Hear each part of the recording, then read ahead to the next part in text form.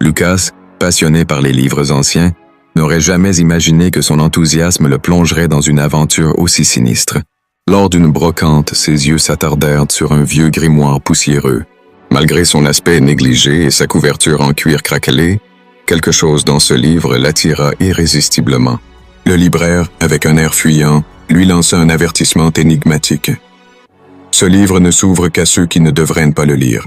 Pourtant, l'irrépressible curiosité de Lucas prit le dessus et il repartit avec le grimoire sous le bras.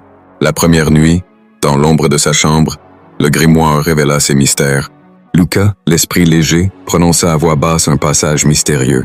À cet instant précis, la pièce fut envahie par une brume noire, s'échappant des pages comme une créature vive.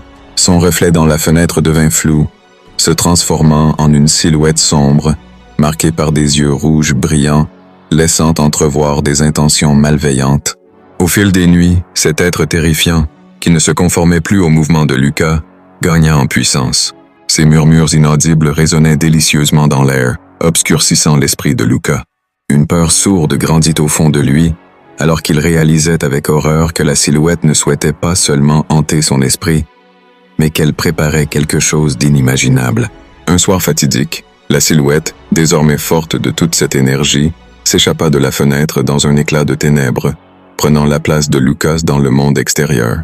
Piégé, Lucas hurla un silence, son âme emprisonnée entre les pages du grimoire, alors que son double maléfique, libre et prêt à semer le chaos, arborait un sourire triomphant.